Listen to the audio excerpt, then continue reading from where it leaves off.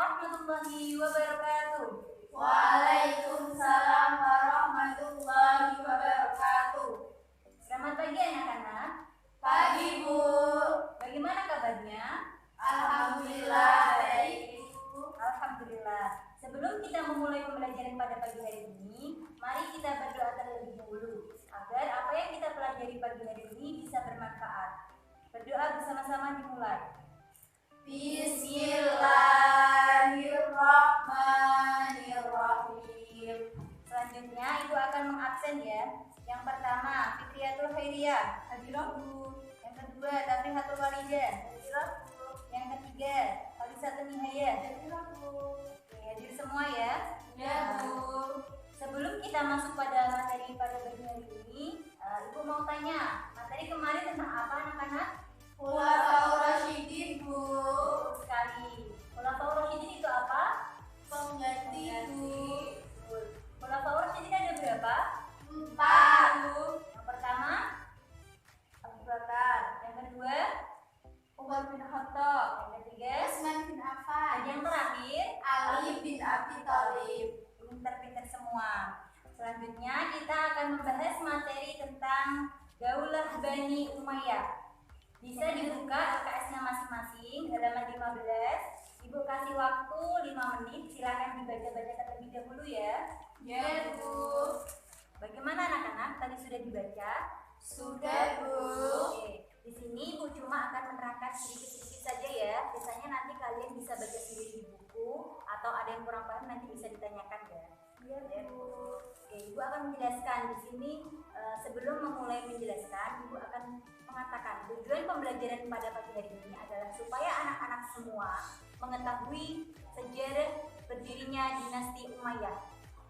Dinasti Umayyah didirikan oleh Muawiyah bin Abi Sufyan dengan pusat pemerintahannya berada di Damaskus, berdiri kurang lebih selama 90 tahun lamanya, mulai tahun 40 sampai 132 Hijriah atau 661 Masehi sampai 750 Masehi.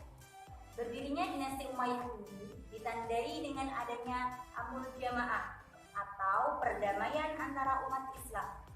Ini terjadi di kota Maskin dekat Madam, Kufah pada tahun 41 Hijriah atau 661 Masehi.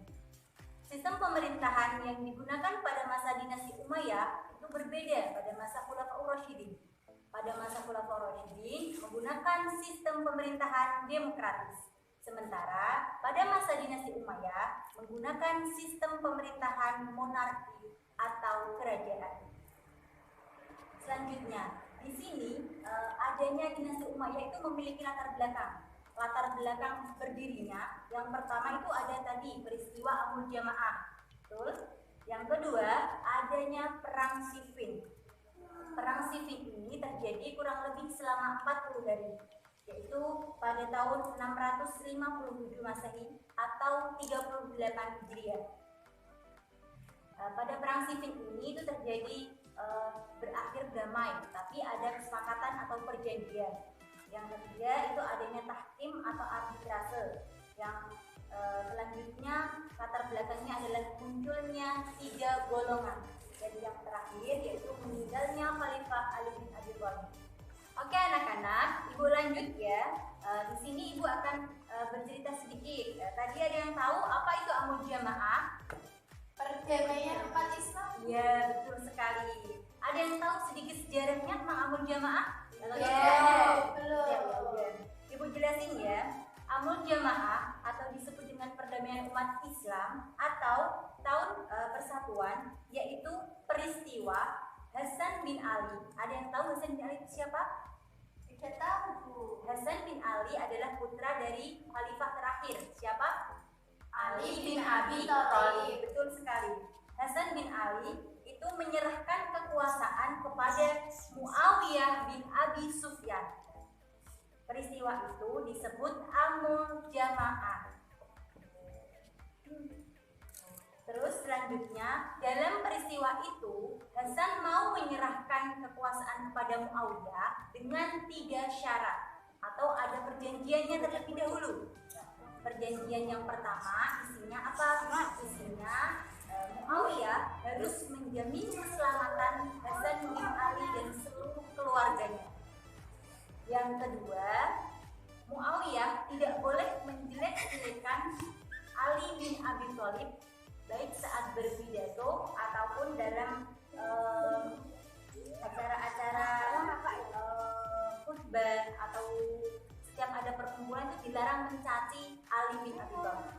Dan yang terakhir, Muawiyah harus menyerahkan kekuasaannya kembali setelah dipimpinnya. Intinya kalau setelah Muawiyah wafat itu harus dikembalikan lagi kepada Hasan bin Ali. Seperti itu.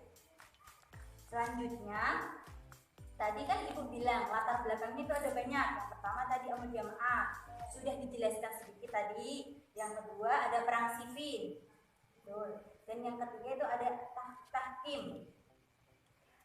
Dari pihak Muawiyah itu diwakili oleh Amr bin As. Sementara dari pihak Ali bin Abi Thalib itu diwakili oleh Abu Musa al-Ash'ari. Betul sekali. Ada yang tahu sejarahnya atau ceritanya? Sedikit saja? Belum tahu. Oke. Pada saat itu, tadi kan ini ada hubungannya atau sangkut pautnya dengan perang Siffin. Perang Siffin itu berhasil damai, tetapi ada pertemuan lagi atau tahkim ini, ya kan? Syaratnya kedua belah pihak harus sama-sama menyerahkan kekuasaan. Di situ pihak Ali terlebih dahulu yang diwakili oleh Abu Musa al-Ash'ari untuk mengatakan atau mengumumkan bahwa Ali bin Abi Thalib lengser dari kepemimpinan. Betul? Betul. Oke. Selanjutnya baru pihak Muawiyah. Tapi pada saat perkumpulan itu pihak Muawiyah itu mengkhianati. Malah justru dari pihak Muawiyah yang diwakili oleh Amr bin As mengatakan atau mengangkat Muawiyah menjadi khalifah. Seperti itu ya. Selanjutnya, setiap pemerintahan kan pasti ada banyak pemimpin toh? Ya, betul. Pada pemerintahan Umayyah ini ada berapa khalifah? Ada yang tahu ada berapa khalifah? 20. Ayo, ada berapa? Ayo, ada berapa? 4, Bu. Salah. Ayo Mbak Fitri ada berapa, Mbak? 20, Bu. Salah. Mbak Riha. 10, Bu. Salah. Berapa, Bu? Khalifahnya itu ada 14 yang dimulai oleh pendirinya. Siapa tadi? Muawiyah. Abi Sufyan. Siapa tadi yang kompak dong? Muawiyah bin Abi Sufyan. Ya, betul. Ada 14 khalifah itu tidak semuanya mencapai puncak kejayaan. Hanya ada 4 di antara 14 itu yang mencapai puncak kejayaan. Oke, Ibu akan lanjut latar belakang yang selanjutnya tadi adanya muncul 3 golongan. 3 golongan itu yang pertama golongan yang anti kepemimpinan Ali atau Khawarij. Ya. Yang kedua golongan Syiah atau golongan pendukung Ali. Dan yang terakhir golongan yang anti kedua-duanya atau di tengah-tengah ya. Munculnya 3 golongan ini disebabkan ini masih ada ceritanya dengan wafatnya Khalifah Utsman bin Affan. Dari wafatnya Khalifah Utsman bin Affan sampai pada pembentukan Umayyah ini ada hubungannya. Pada masa pemerintahan Utsman bin Affan, Muawiyah itu menjabat sebagai gubernur Syria. Berkat diangkat oleh Utsman. Pada saat Utsman wafat, terus Ali menggantikan, itu Muawiyah itu tidak setuju. Muawiyah dan golongan penentang Ali itu tidak setuju. Mereka menginginkan mengusut tuntas siapa pembunuh Khalifah Utsman bin Affan. Waktu itu keadaan pemerintahan Islam itu kacau balau. Selanjutnya Ali berusaha untuk menata keadaan Islam dulu. Bukan berarti menunda mengusut siapa membunuh Utsman. Tapi dengan adanya itu banyak fitnah atau isu-isu yang muncul bahwa Ali itu ada hubungannya atau terlibat di balik pembunuhan Utsman bin Affan. Oke anak-anak, kita lanjutkan lagi dari sejarah yang diceritakan tadi. Makanya muncul 3 golongan pada masa dinasti Umayyah. Dari 3 golongan itu, tadi kan ada golongan penentang Ali. Salah satu golongan itulah yang membunuh Khalifah Ali bin Abi Thalib. Ada yang tahu siapa namanya? Lupa. Oke, nggak apa-apa. Sejarah emang gitu, perlu dibaca terus biar ingat ya. Yes, Bu. Pembunuh dari Khalifah Ali bin Abi Thalib adalah Abdurrahman bin Muljam. Ya, betul sekali. Dibunuh pada saat Khalifah Ali mengimami sholat. Sholat apa sih? Sholat subuh. Ya. Udah tahu ya? Ya, Bu. Oke. Untuk latar belakang selanjutnya adalah meninggalnya Ali tadi udah dijelaskan ya. Selanjutnya, tadi Ibu udah menyinggung ada 4 khalifah yang mencapai puncak kejayaan pada masa Khalifah pada masa dinasti Umayyah. Ya, betul. Ada yang tahu 4 itu siapa saja? Salah satunya Muawiyah, Bu. Betul sekali. Ya. Pertama Muawiyah, yang memimpin paling lama dan juga mencapai puncak kejayaan karena memulai sebuah kerajaan ya. Pasti dia lebih tahu secara mendalamnya. Yang kedua itu ada Abdul Malik bin Marwan. Yang ketiga ada Al-Walid bin Abdul Malik. Dan yang terakhir ada Umar bin Abdul Aziz. Bisa disebutkan lagi tadi yang pertama siapa? Muawiyah bin Sufyan. Terus Yang kedua Abdul Malik bin Marwan. Yang ketiga Al-Walid bin Abdul Malik. Dan yang terakhir Umar bin Abdul Aziz. Betul. Oke, selanjutnya Ibu akan membahas pada kondisi keamanannya. Kondisi keamanannya tadi muncul 3 golongan. Pada masa dinasti Umayyah ini, para pemimpinnya itu berlomba-lomba untuk perluasan wilayah. Wilayah Islam itu diperluas lagi, banyak lagi wilayah-wilayah yang dikuasai. Contohnya, ada Persia, ada Palestina, ada Afghanistan, ada Arab, ada Irak, ada Asia Kecil, dan masih banyak lagi. Ada Afrika Utara juga. Intinya bukan berarti melupakan bidang-bidang lain ya, tapi lebih menitik beratkan pada perluasan wilayah karena baru-baru mulai pembentukan. Jadi nanti kalau wilayahnya luas, penduduknya banyak, maka kerajaan tersebut kan akan menjadi kerajaan yang besar.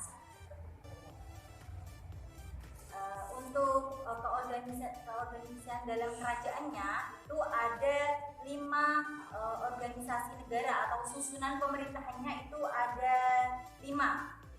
Ada yang tahu 5 itu apa saja? Yang itu loh, ada An-Nizam, ada An-Nizam Asyasi, ada An-Nizam Al-Idari. An-Nizam Asyasi. Ibu lanjut ya. Yang pertama ada An-Nizam Asyasi atau organisasi politik. Asyasi itu politik ya. Ingat-ingat ya, nanti kalau tes keluar kan kalian bisa menjawab. Yang kedua ada An-Nizam Al-Idari. An-Nizam Al-Idari itu organisasi tata usaha negara. Ya. Yang ketiga An-Nizam Al-Mali. Ada yang tahu itu organisasi apa? Harta. Betul, ekonomi atau keuangan yang mengurusi keuangan negara. Terus yang keempat ada An-Nizam Harbi atau pertahanan dan ketahanan negara. Yang terakhir ada An-Nizam Al-Qadai. Al-Qadai, ayo Al-Qadai apa? Organisasi apa? Enggak, Al-Qadai itu hakiman. Ada 5, ayo dibilang lagi. An-Nizam Asyasi, ya, Al-Idari, tata usaha, ya. Yang ketiga Al-Mali, keuangan, ya. Yang keempat Harbi, jadi apa? Pertahanan. Yang terakhir Al-Qadai,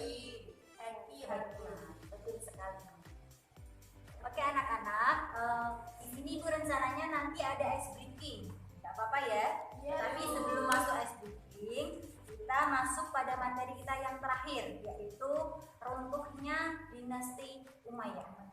Ada yang tahu runtuhnya kenapa? Mungkin kira-kira sering perang. Ya, itu masuk juga. Oke, Ibu jelasin ya, dengerin ya. Proses runtuhnya dinasti Umayyah itu ada dua sebab. Ada sebab umum, ada sebab khusus. Sebab khususnya itu adanya pengangkatan dua putra mahkota dalam satu waktu. Tadi kan banyak ya khalifah-khalifahnya. Pada masa akhir-akhir itu ada khalifah yang umurnya masih kecil diangkat. Terus ada pengangkatan khalifah lagi. Dalam satu pemerintahan itu ada dua khalifah. Makanya jadi amburadul gitu. Terus mulai muncul-muncul bau-bau runtuhan. Selanjutnya, para khalifah itu hidupnya pada mewah-mewah, kemewahan dan boros gitu ya. Sering ada pesta, terus pada zaman dulu kan sering ada mabuk-mabukan, kayak pesta miras seperti itu. Ya.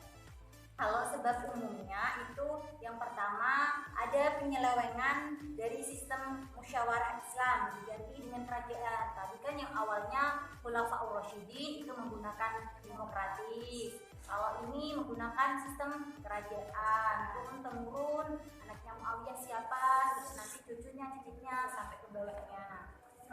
Terus selanjutnya ada pengkhianatan permusyawaratan di Daumatul Jandal tadi. Yang Ali disuruh lengser, terus malah dikhianatin, malah Muawiyah yang diangkat menjadi khalifah. Padahal kesepakatan awalnya itu sama-sama mundur dari jabatan masing-masing. Terus selanjutnya adanya menyalahi perjanjian Madain antara Muawiyah dengan Hasan. Pada kenyataannya setelah kepemimpinannya Muawiyah kan tidak menyerahkan kembali ke Hasan, tapi dilanjut kepada anaknya sampai 14 khalifah itu. Berarti kan sudah menyalahi perjanjian. Terus selanjutnya ada pengangkatan tadi putra mahkota, itu juga masuk, ada sebab umum juga karena masyarakat juga kurang setuju kalau khalifah atau pemimpinnya itu masih di bawah umur.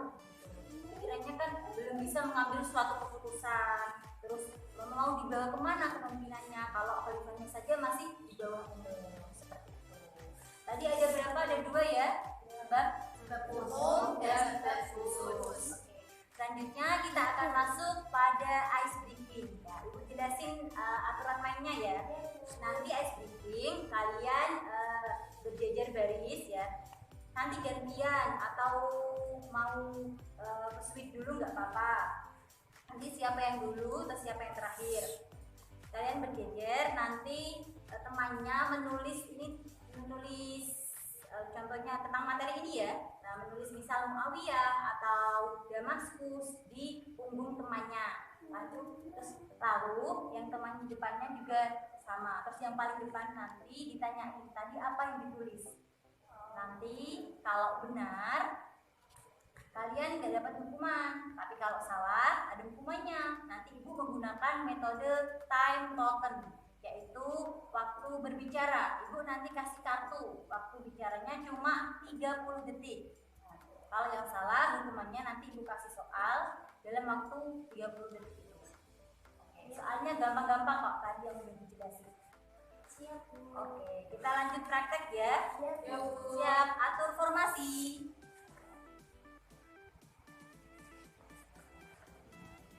Siapa dulu ini nanti? Mbak Khalis, Bu. Oke, silakan diatur formasinya. Oke anak-anak, kita lanjut ya. Tadi kan Ibu sudah menjelaskan aturan mainnya. Kalian sudah pada formasinya. Ibu akan membisikkan pada Mbak Tafrihatul Walidah ya yang paling belakang. Nanti Mbak Khalis yang menjawab ya. Siap-siap ya. Nanti kalau salah ada hukumannya. Iya, Bu. Ini Mbak Rika tak bisikin ya. Oke, lanjut. Bisa ditulis di punggungnya Mbak Fitri.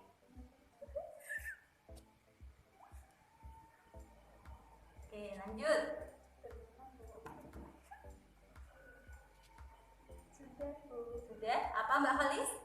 Damaskus. Ya, betul sekali. Betul Mbak Rika? Iya, Bu, betul. Tadi Damaskus itu apa? Ibu kota Kotanya. Ya, atau pusat pemerintahannya. Bisa tukar posisi. Yang depan ke belakang, yuk maju lagi. Kita lanjut soal yang kedua.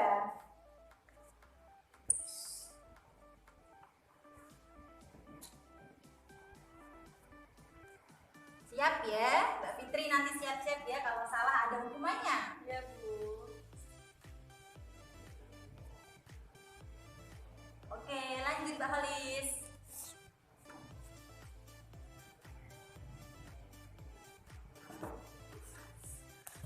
Ayo, jangan sepaneng.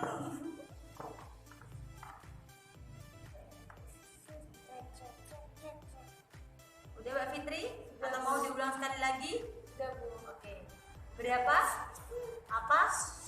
133 Hijriah atau 751 Masehi. Apakah betul Mbak Halis? Salah. Salah, yang benar berapa tadi?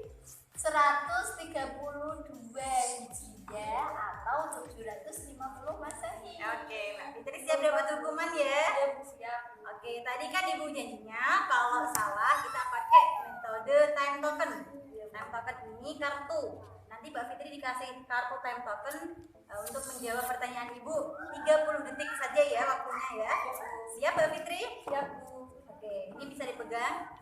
Nanti kalau Ibu selesai mengucapkan pertanyaannya, diangkat kartunya terus mulai menjawab. Pertanyaannya, siap? Siap, Bu. Yang temannya jangan membantu ya. Iya, Bu. Sebutkan 4 khalifah dinasti Umayyah yang mencapai puncak kejayaan. 1. Muawiyah bin Abi Sufyan. 2. Abdul Malik bin Marwan. Ya. 3. Al-Walid bin Abdul Malik. Yang terakhir, Yang terakhir Umar bin Abdul Aziz. ya betul sekali. Tepuk tangan untuk Mbak Fitri. Selanjutnya adalah kita evaluasi ya anak-anak. Bisa kembali ke tempat duduknya semula.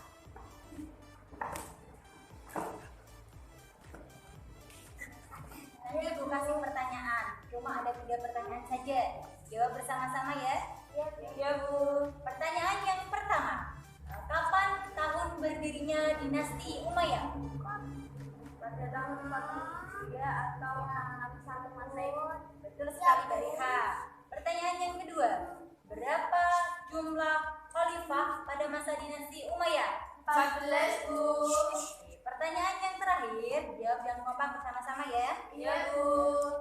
Sebutkan organisasi negara pada masa dinasti Umayyah. Yang pertama, An-Nidham, An-Nidham Asyasi. yang kedua An-Nidham An-Nidham Al-Iberi. Al-Iberi, yang ketiga An-Nidham An-Nidham Al-Mali, yang keempat An-Nidham Al-Harbi. yang terakhir An-Nidham Al-Qadhi. Betul sekali. Tepuk tangan untuk kita semua. Oke, sebelum Ibu tutup, Ibu mau bertanya, apakah ada yang mau ditanyakan? Sudah paham ya? Ingat-ingat, jangan sampai dilupakan ya, biar nanti saat tes kalian bisa mengerjakan. Supaya kalian mau belajar, sebelum Ibu tutup, Ibu mau kasih tugas. Tugasnya, kalian buka LKS halaman 18. Ada soal-soalnya kan? Udah ketemu? Sudah, Bu. Oke. Kalian kerjakan dan minggu depan dikumpulkan ya. Ya, Bu. Jangan sampai kelupaan ya. Ya, Ya, Bu. Bu, tidak lupa, Bu. Kalau sampai lupa nanti ada hukumannya. Kalian harus bercerita di depan teman-temannya. Oke? Ya, Bu. Ya, Bu. Selanjutnya besok atau minggu depan kita akan membahas tentang perkembangan ilmu pengetahuan pada masa dinasti Umayyah ya anak-anak. Ya, Bu. Bisa dibaca juga di rumah ya. Ya. Kurang lebihnya Ibu mohon maaf apabila ada yang kurang berkenan atau tutur kata yang salah. Semoga apa yang kita pelajari pagi hari ini dapat bermanfaat untuk kita baik di dunia maupun di akhirat ya. Amin. Baca hamdalah bersama-sama. Alhamdulillahirabbil alamin. Assalamualaikum warahmatullahi wabarakatuh.